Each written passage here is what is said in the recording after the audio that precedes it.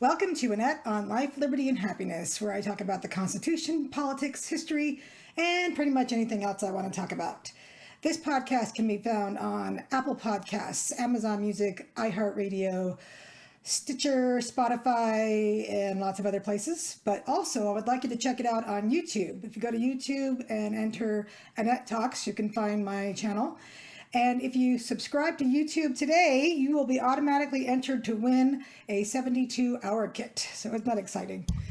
And I've also decided to add at the beginning of each episode a Constitution Minute, where I give you a few interesting facts about the Constitution. I'm starting out with interesting facts, and then I will work my way through the Constitution piece by piece and explain it. So for today, here are some interesting facts about the Constitution. James Madison, the father of the Constitution, was one of the first to arrive in Philadelphia for the Constitutional Convention.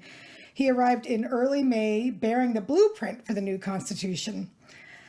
Of the 42 delegates who attended most of the meetings, 39 actually signed the Constitution. Edmund Randolph and George Mason of Virginia and Elbridge Gerry of Massachusetts refused to sign, due in part due to the lack of a Bill of Rights. When it came to time for the states to ratify the Constitution, the lack of any Bill of Rights was the primary sticking point. And as I said, I will be getting to explain more of that in the future. That was our Constitution Minute for today. All right, so this is the July 4th episode. As July 4th is on a Sunday this year, I'll be posting this on the 2nd, because I always post on Friday. And this time I wanted to share 3 of the miracles of the Revolutionary War period and the Declaration. And I just finished rereading 1776 by David McCollough, which is an awesome book. I also recommend John Adams by McCollough. Adams is one of my favorites. He captured the spirit and the personality of John Adams. But this book was more about George Washington and the Continental Army, and highly, highly recommend it. I was reading part of it this morning, and my 13-year-old was in the room, and she looks over and she says, "Are you crying?" Yes, I was crying, and it was because of the miracle. One of the miracles that I was reading about, because when you read about the founding and you recognize the hand of God, it's extremely touching to think that he was involved in everything that happened, and he made it possible for the ragtag group of rebels, or the rabble, to beat the British Army and the professional Hessian soldiers. We never should have won that war. It was only through divine providence. And so I'm going to give you a few examples of the miracles that occurred, and there were many more. And this is I'm only giving you 3 examples of many. So this I took from a website, 1776history.com. And these articles were written by a gentleman based on the book that I just showed you, 1776. Now, this one says, "The fog that saved an army. Incredibly, yet again, circumstances, fate, luck, providence, the hand of God, as would be said so often, intervened." Historian David McCollough, from his book 1776.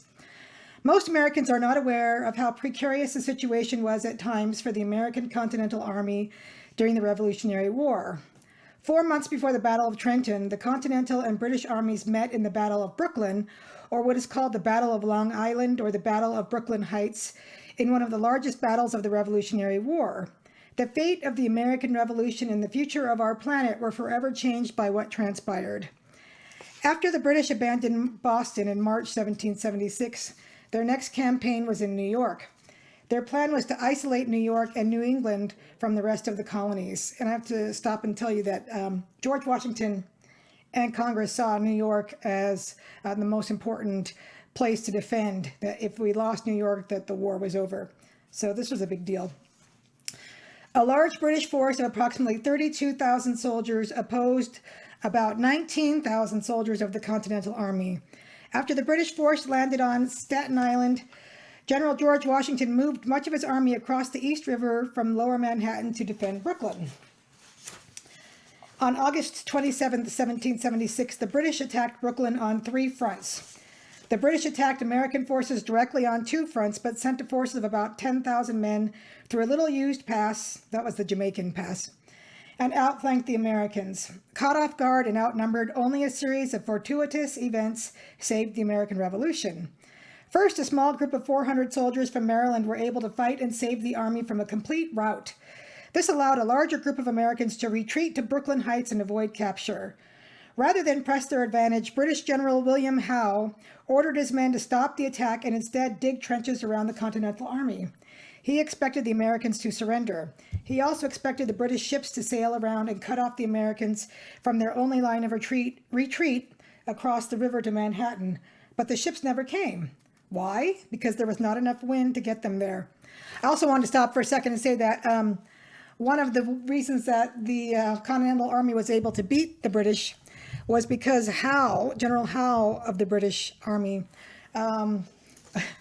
really liked to pause quite a bit. And he didn't pursue things when he could have, and probably could have ended the war much sooner. Also, he had a girlfriend, her last name was Loring, and he liked to be with her. And he also enjoyed his comforts. So he did not pursue this as vociferously as he could have. Anyway, Washington had the night to secretly get 9,000 men to safety and keep his army intact. He ordered every available boat to be taken and used to get his army across the East River. Working throughout the rainy night, the oarsmen in the boats crossed the river multiple times to deliver soldiers across to the other side. The only problem was that as the sun rose, there was still a large part of the Continental Army left in Brooklyn. These men likely would have been killed or captured if they did not cross the river, losses the Americans could not afford. But the final fortune could smile down on Americans from above. A heavy fog settled over the area, and the rest of the Continental Army was able to conceal their movements from the British.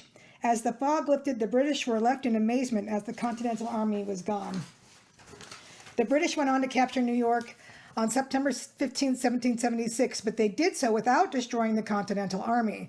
The Revolutionary War would continue, and with it, ultimate American victory. Without a few hundred soldiers, a lack of wind, and some heavy fog, there may have never been a United States of America. And so this is just one of many times when Heavenly Father used the elements.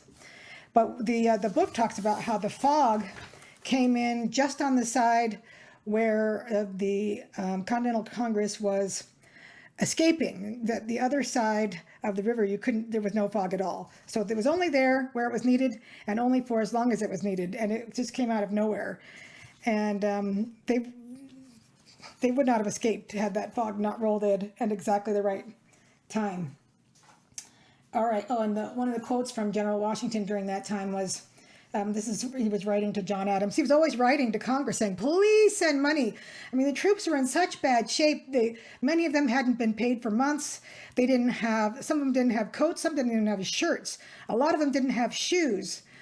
They didn't have enough food. I mean, they were just in bad shape. And soldiers were constantly just leaving, going home. Things were really bad. So in one of his letters to John Adams, he wrote, "We have nothing, my dear sir, to depend upon but the protection of a kind providence and unanimity among ourselves." So General Washington was well aware that miracles were happening on behalf of the Continental Army. All right, and here's another one, December 1776, the month that saved America. And this is again from 1776history.com. Many Americans don't realize how close their country came to never being founded. From August 1776 until the end of December 1776 and the Battle of Trenton, George Washington's ragtag army was constantly on the verge of total defeat. Poor strategic decisions, illness, hunger, and desertion plagued the Continental Army. The well-trained British Army, the greatest in the world at the time, was constantly on the heels of the Americans. But fate and Washington's ability to keep his army intact would ultimately save America. And if it were me writing it, I would not say fate. I would say God. Starting in August 1776, the Continental Army suffered a string of defeats. The two armies met in the battles of Long Island and Brooklyn in New York. The Americans were not able to withstand the British and nearly met complete defeat. But Washington was able to retreat in secret during the night and move his army into New Jersey. The Continental Army continued to lose battles, men, and morale. By the time December came, the Continental Army was in dire straits. Washington moved his army across the Delaware River into Pennsylvania away from the British. See, at this point, they were afraid that the British were going to take Philadelphia, and that was the capital at the time. And so Congress fled Philadelphia. Most of the city, the people left. And so Washington's goal at this time was to cut them off before they get near Philadelphia.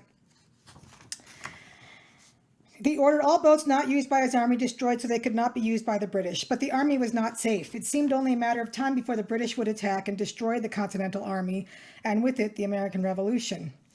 Several factors added to Washington's problems.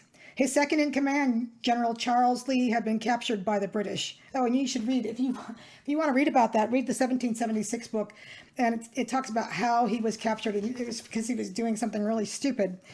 And I didn't feel that bad about him being captured because he was going around talking Washington down because he was second in command and he wanted to be first in command. So he was not loyal to Washington. And loyalty was one of the things that saved this army. And Washington stayed loyal to Nathaniel Greene, and Nathaniel Greene made mistakes early on that Washington relied on. And so they both could have stopped trusting each other, and Washington could have demoted Greene, but he didn't, and he kept him around. And Greene later on made some fabulous decisions, and he was there until the end and helped to win the war. So loyalty was a really big part of helping to win the war.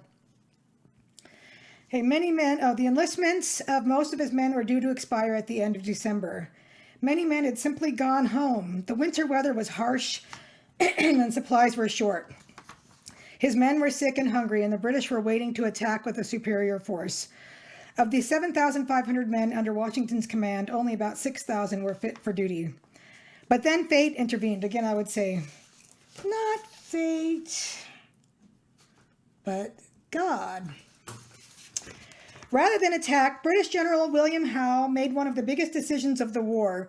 He decided to suspend any military action until the weather got better and retreated to winter quarters in New York. He left the town of Trenton, New Jersey, guarded by 1,500 German mercenary soldiers called Hessians. Without knowing this, Washington decided to attack Trenton. He could not sit and wait to be attacked and knew he needed a victory to keep the American cause going. I mean, the Continental Army was at the point of just falling apart. People were just leaving in droves and not re-enlisting, and new soldiers weren't coming in. A lot of the soldiers were defecting to the other side and going over to the other side because the British looked to be winning, and they were offering full pardons, and they were offering allowing the loyalists to keep their money, and the rebels to keep their money if they came over to the British side. So a lot of people were defecting. I'm kind of glad I didn't live back then because I don't know what I would have done. I mean, I would hope that I feel the same now, that I would feel the same then that I feel now, and that the Spirit would have whispered to me how important it was that the country be free, and that I would have stood by General Washington. I would hope that's what I would do. Okay. Oh, and also these Hessians were just bad guys. I mean, they didn't care.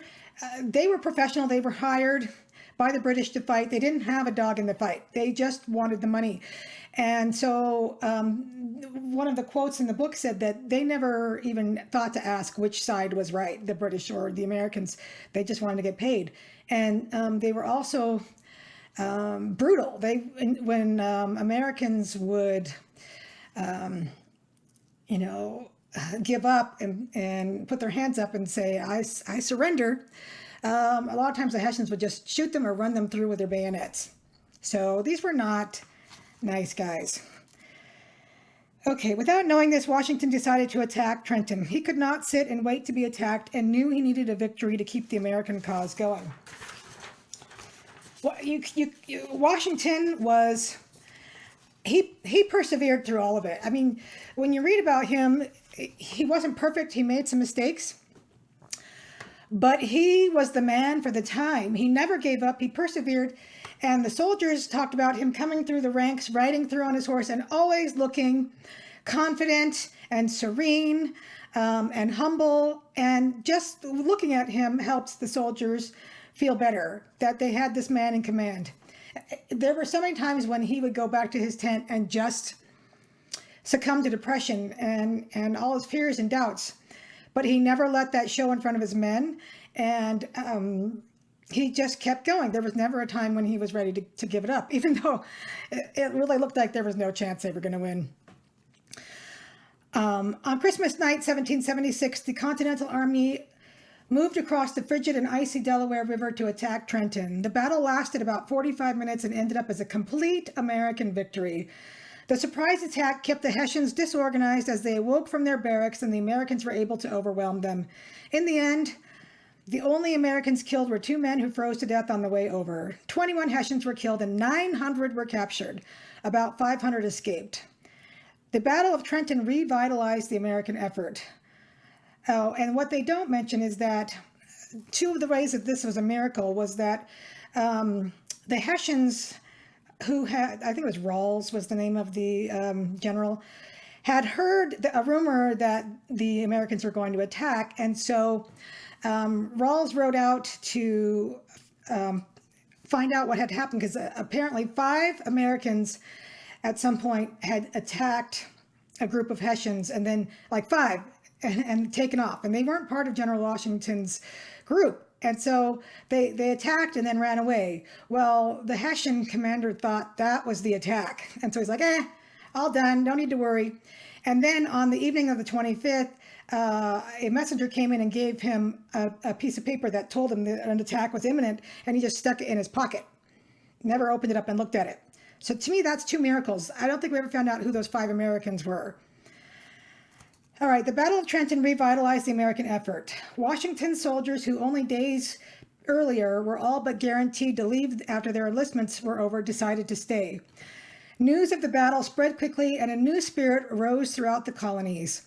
A few days later, on January 3rd, 1777, the Americans would have another victory at the Battle of Princeton in New Jersey.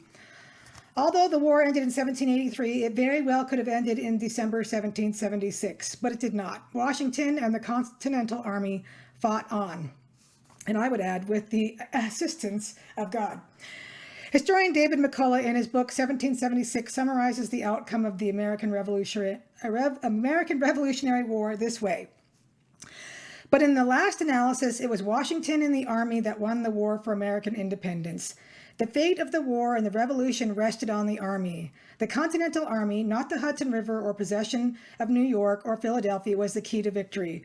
And it was Washington who held the Army together and gave it spirit through the most desperate of times. McCollough goes on to say, the outcome seemed little short of a miracle. America almost never made it out of its infancy, but thanks to a tired, hungry, and cold army of patriots and their leader, it did. And I would add, and God, history was changed forever. These were all miracles. And, I've always felt, before I read the last miracle, I've always felt a great affinity to that time period, which is I have, the prayer at Valley Forge behind me. If you're not watching on YouTube, go to YouTube and look at my video, and you can see some of the things that I'm showing. But I've always felt a really strong affinity for the founders. And someone once suggested to me that it could be that one of the reasons that you feel that way is that when they were at Valley Forge, or when the founders were working to write the Declaration or the Constitution, that you were probably watching from heaven. And I would not be surprised at all. And I also know that I have an ancestor who was one of George Washington's aide-de-camp, who then named his son George Washington Lemon. And so I've just always felt a real connection to the founders. And I think that if there were many of us that felt that way, and that we were watching and overseeing and helping them along, the founders along, through all that they went through, that they now can see our country is in real peril of losing the freedoms that they helped establish. And why wouldn't they be watching and helping us? So I think we need to remember that we probably have a reciprocal relationship, that we were angels for them and they're probably now angels for us. All right, and I knew I would tear up at some point, but okay, this is the last miracle I'm going to read to you. This is the little miracle of the Declaration of Independence, and this came off of the website, thecitizen.com. All right, and it's by Harold Pease. The Second Continental Congress, having been convened for 6 months, had been engaged in the wrestle for or against independence, the vast majority of delegates being decidedly against such drastic action most of this time. Surely there should be a way of reconciling their differences with Great Britain instead. An aside, again, it's a miracle that this ever came off, because why would Americans want to declare independence? They had it really good under Great Britain. One of the things it said in the 1776 book was that Americans had the highest standard of living in the world during that time period. And so, yeah, we had some of our freedoms being trampled on, but probably not enough to declare independence. I really do think that a lot of people were touched by the spirit to know that this had to happen, and namely our founders, Washington, Adams, Jefferson, Franklin, Madison. I mean, the list goes on and on. These were men and women, Abigail, that were built for our times, for that time that they were in. Okay, this was so even after the Battle of Lexington, Concord, and Bunker Hill, and the British occupation of Boston. It was summer 1776, and we were at war.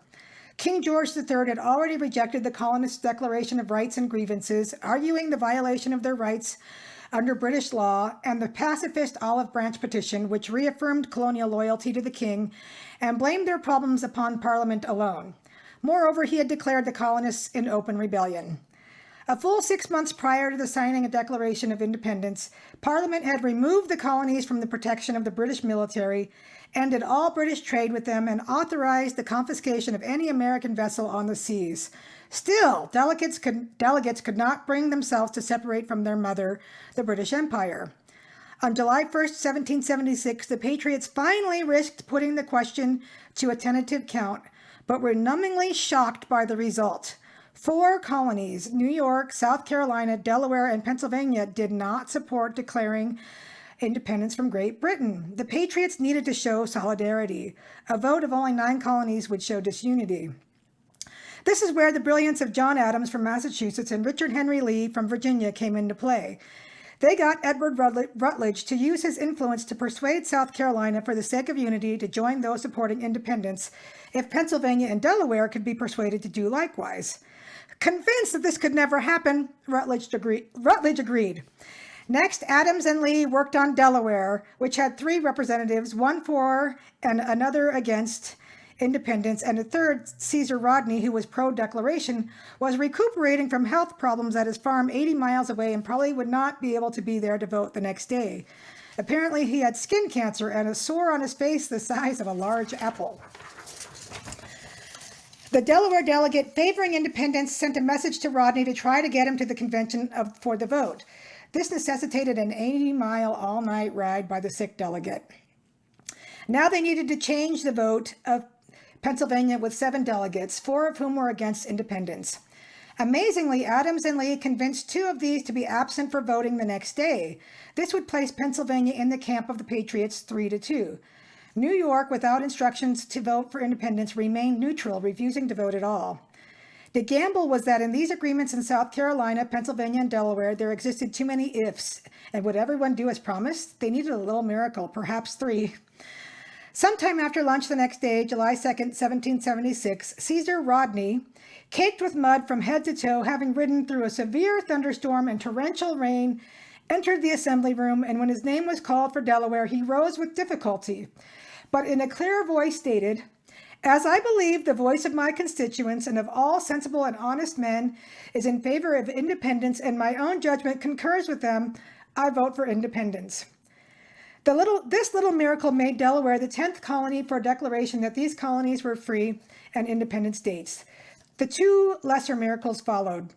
Pennsylvania followed as planned when the 2 con delegates did not show to vote as promised, leaving a simple majority for independence, and Rutledge kept his word and persuaded South Carolina to become the 12th colony for the sake of unity. With New York abstaining, the Patriots could announce to the world that the vote had carried without an opposing vote. All this happened within 26 hours, when the day before, at 10 a.m., only 9 colonies supported independence. A draft of the Declaration of Independence had been written, reviewed by committee, and tabled on June 28th until after an affirmative vote for independence. This achieved its finalization by the whole House, followed on July 4th, 1776, passing 12-0, again with New York abstaining. But could all this be vindicated on the battlefield, as war with Great Britain was certain to follow as a result? That seemed just as improbable, perhaps needing additional little miracles, or would these men merit only the gallows? But that is a story for another day. And as I read to you two of those, just two of the many miracles of the war, you can see the Lord's hand at work at the war and with these delegates. And I just love John Adams so much. His fingerprints are all over the whole thing. I just love it. And so after all this work was done, eventually the troops were able to hear this declaration. When in the course of human events, it becomes necessary for one people to dissolve the political bands which have connected them with another, and assume among the powers of the earth the separate and equal station to which the laws of nature and of nature's God entitle them, a decent respect to the opinions of mankind requires that they should declare the causes which impel them to this separation. We hold these truths to be self-evident, that all men are created equal, that they are endowed by their Creator with certain unalienable rights, that among these are life, liberty, and the pursuit of happiness, that to secure these rights, governments are instituted among men, deriving their just powers from the consent of the governed, that whenever any form of government becomes destructive of these ends, it is the right of the people to alter or to abolish it, and to institute new government, laying its foundation on such principles and organizing its powers in such form as to them shall seem most likely to affect their safety and happiness. Prudence, indeed, will dictate that governments long established should not be changed for light and transient causes. And accordingly, all experience hath shewn that mankind are more disposed to suffer while evils are sufferable than to right themselves by abolishing the forms to which they are accustomed. But when a long train of abuses and usurpations, pursuing invariably the same object, evinces a design to reduce them under absolute despotism, it is their right, it is their duty to throw off such government and to provide new guards for their future security. Such has been the patient sufferance of these colonies, and such is now the necessity which constrains them to alter their former systems of government. The history of the present King of Great Britain is a history of repeated injuries and usurpations, all having in direct object the establishment of an absolute tyranny over these states. To prove this, let facts be submitted to a candid world. And then I am not going to read all of the facts that they laid out for King George. I just want to reiterate that this country was founded by great men and women with the help of God through many, many miracles. And I hope that we can keep this country going and that we remember to pray daily that the Lord continue to watch over us as he did when the country was founded. Thank you for listening to Annette on Life, Liberty, and Happiness, where freedom lovers gather.